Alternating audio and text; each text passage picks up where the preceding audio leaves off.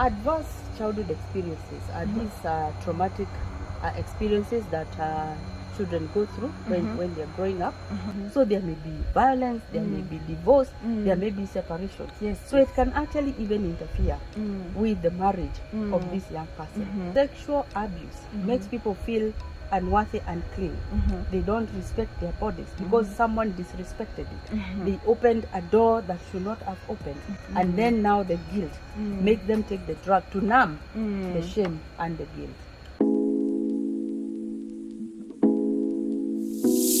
We have Dr. Beatrice Maigi in the house once again, and now I want to welcome her. Doctor, kindly join us. Thank you, Jennifer. Good afternoon. Good afternoon. Thank you so much. It's such pleasure to see you again. Yes. Because the last time you taught us a lot, and I believe that today we are even going to learn more. Yes. Now, last time we began, we touched a little bit on the discussion of how adverse childhood experiences lead to addiction to substances when a person grows up. And so today we want to go deeper because we were left with eager to know more. And so today that is what we are going to cover. Now, Dr. Beatrice, first give us a broad overview of what are considered as ACEs before we even now look at the connection between ACEs and addiction. Okay. Thank you for having me. Adverse childhood experiences are these traumatic experiences that children go through when they're growing up, and especially in the early stages of life, especially from birth to around 10 years. And these are experiences including when there is violence in the family, children who grow up in families where there is a lot of fighting, and they are observing maybe the mother or the father being beaten up, or when the violence is directed at them.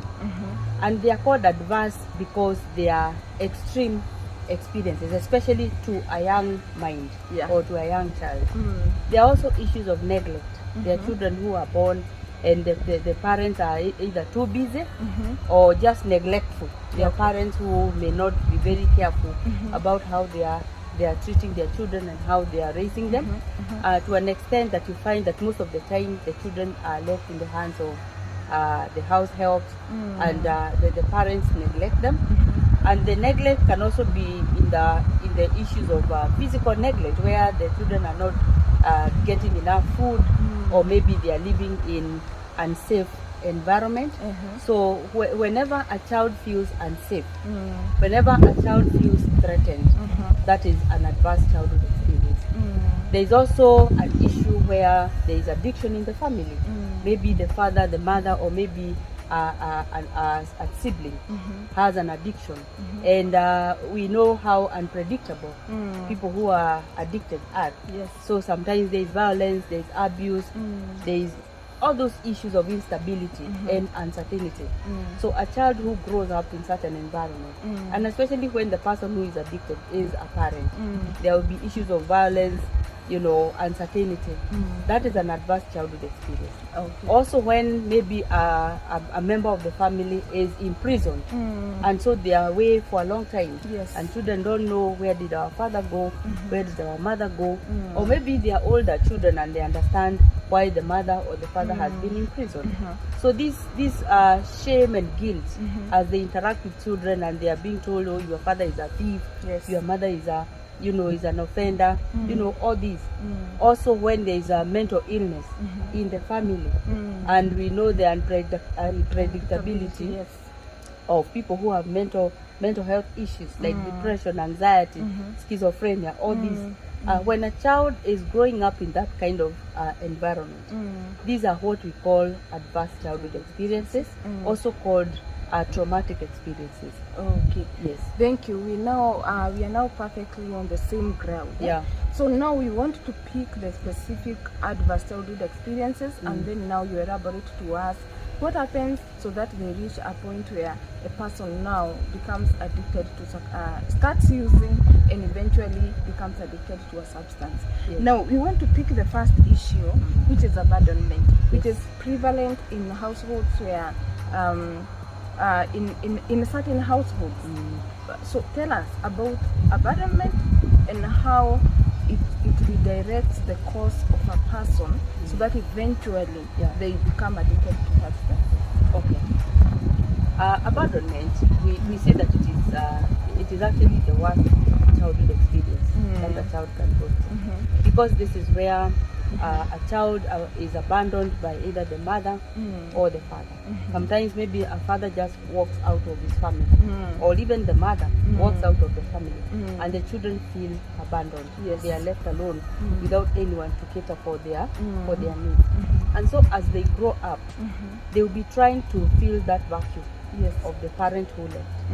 And once in a while, maybe they'll get into some company where, especially for young people like youth, they'll get into a company of peers where there are issues of drug use. And as they join that group, they feel like they belong, they feel wanted, they feel appreciated. And what happens in those dens is that the things that a child will be appreciated for are counterproductive, because maybe they have puffed some marijuana, and they are told, good, you are now a man. They feel that this is where I belong. And when they are not joining those companies, they call them, where are you? You see. And so as they use the substances with their peers, then the issue of addiction sets in as they continue to use, and especially if they are already predisposed to the issue of addiction. Also, abandonment causes people to have what we call the fear of being alone, or fear, what the young people are calling today, fear of missing out. So yes, so they fear isolation. When they are alone, they feel like they have been abandoned, because they grow up with the fear of being abandoned. And so they'll always want to look out, what are other people doing? I need to join my friends where they are. And because we are talking about young people, then most of the times you will find that some of them may be involved in issues of drug abuse. And addiction now sets in as they continue to join those companies and to use the drugs. Then we also find that abandonment, it also causes someone to be codependent, because codependent means that you become over-reliant on your partner or on your friend. And so codependent, it means that you cannot stand alone. That you need the other person to feel affirmed, to feel appreciated. And so when they have the company of the other youth who may be using drugs, then of course they get into the issues of drug abuse. So abandonment, it makes someone feel, I don't want to be alone.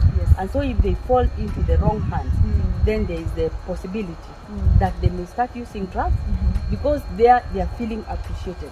They feel a sense of belonging. But now it is counterproductive, because what keeps them together is the drugs, is the substances, and so they get addicted. Thank you. We get that quite well. Now, we understand that there are some people who went through physical abuse when they were small, and even now as we speak, actually there is a child somewhere who is going through the physical abuse. We understand that there is the usual disciplining of a child, and then there is physical abuse. How does physical abuse predispose a person to the use of substances, abuse, and eventually addiction? Okay, when a child goes through physical abuse, it instills fear in them. And so they have low self-esteem, they have fear, and it means that even when they grow into young people or even adults, they do not have self-confidence, even to have initiative, even to speak up, in the company of others. But what drugs do is that they give you the courage, because drugs, they remove the inhibition. So the fear that they have is now medicated by the drug. And I like to say that people don't actually get addicted to drugs. They get addicted to the experience. Because if you use a drug and for the first time you find that you can address people, if you're a young man, you can talk to a girl without any fear, then the next time you want to do the same, you know where to go. Because your brain has found a solution. That when we want to speak to a crowd, when we want to approach someone, we just use a drug, and then we'll have the courage. So you may use innocently the first time, but the second time there's your brain that will be telling you, give me another one, just like the other one, so that we can talk to this guy. So when there is physical violence, it instills fear. It lowers the self-esteem of the child. And because we say that drug use, addiction, is an attempt to medicate an inner pain. That inner pain of fear. Addiction, we also say it is an attempt to run away from something or to silence some voices. Okay? So that voice that kept shouting, oh, you will never make it, you can't do it, and the beating, that loud voice, they can only numb it with drugs. And so when you give your mind the solution, like when your mind is not able to sleep, you're not able to settle because of those memories. For the first time you use drugs and you feel calm, you can sleep well. So what will make you not use it the next time? You see? So violence, and again, physical violence also makes people violent. And so you find young people, because they learned to be violent, they also become violent. They become violent. And sometimes the guilt, because like when you go home and you beat your wife or you beat your children, that guilt, how do you silence the guilt? It is by using more and more. So that now forms the connection between that childhood experience and the use of drugs. Awesome. I love how you have explained that.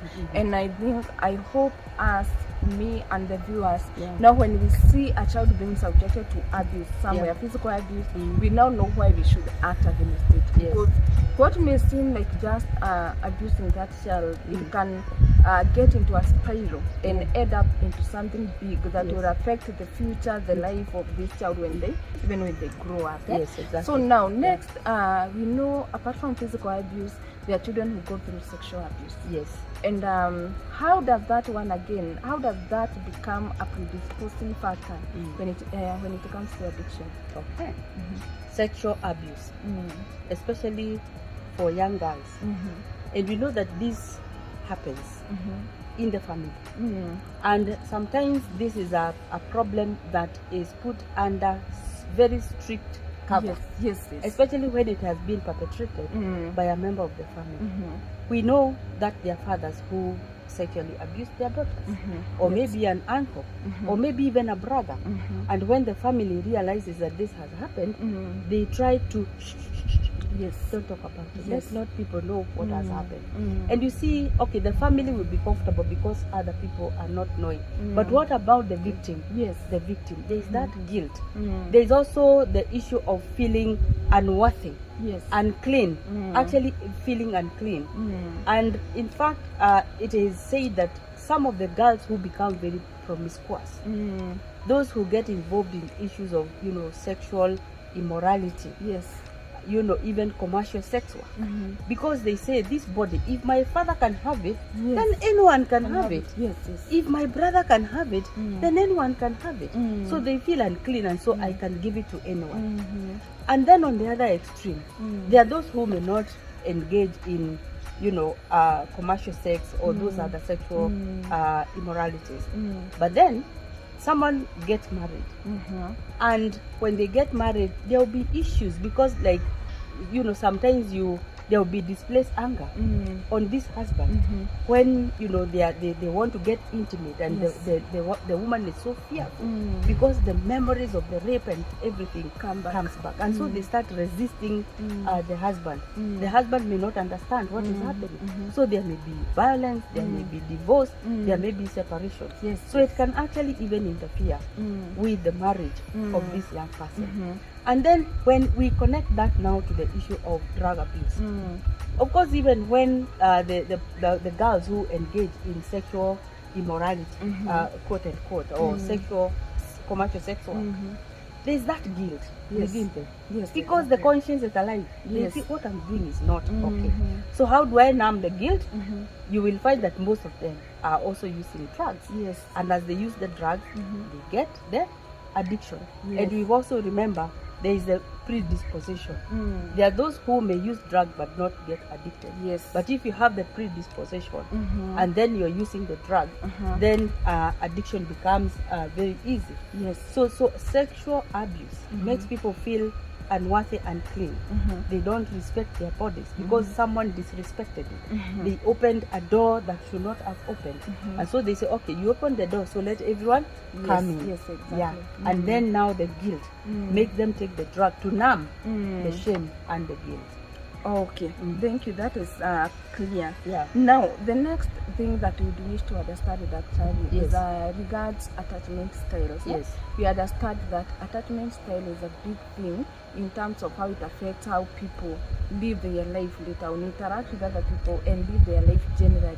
So, how does attachment style relate with the issue of addiction to substances? Yes. Okay. We go back to abandonment and neglect. Yes. And when a child is growing up and they're feeling neglected, they're feeling abandoned, as they grow up, they say, okay, they left me, I will not allow anyone to do that again. Yes. And so they find themselves not allowing anyone to come close enough.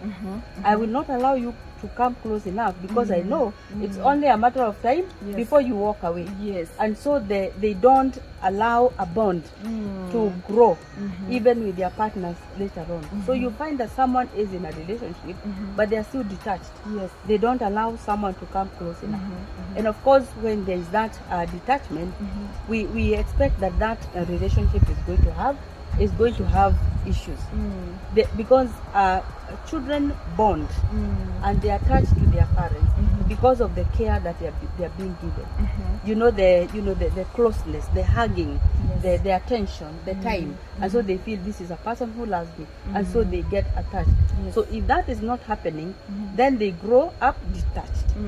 And you know we say that attachment styles contribute to the issue of drug addiction because when you are attached to your parents or your family, when you're bonded to your family, you can say to yourself, I wouldn't want my mother to see me like this. Yes. I wouldn't want my dad to see me like this. But when there is no bond, then you don't care. Yeah. You don't care. You will walk into the house when you're drunk and you tell everyone off. You can say anything to your mom, anything to your father.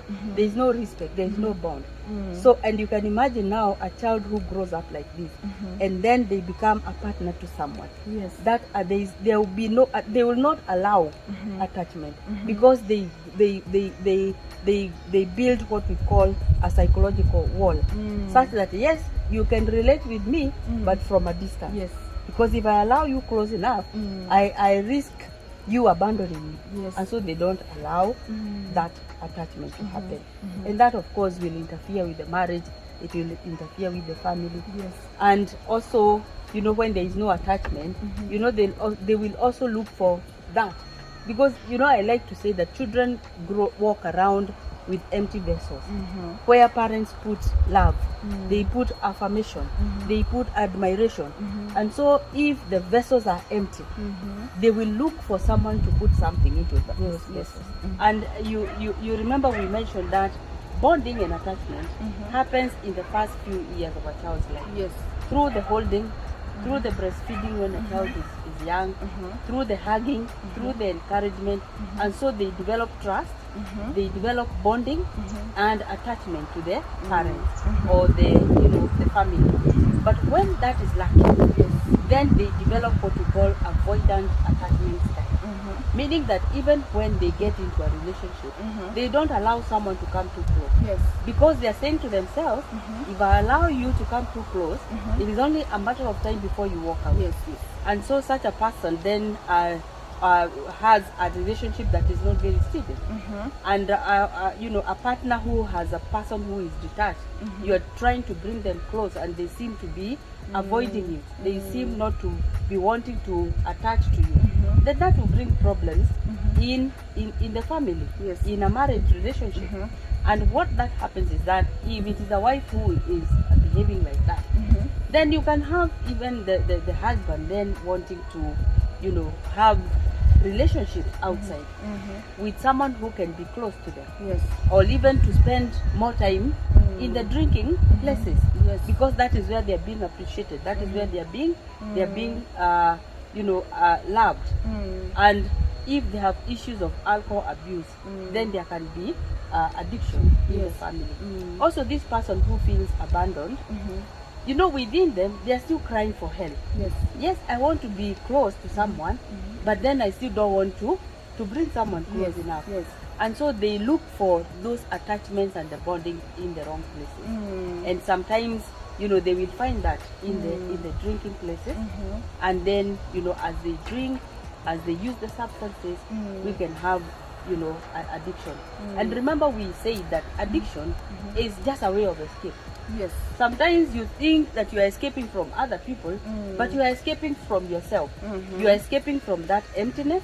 You are escaping from that unbonded, lifestyle.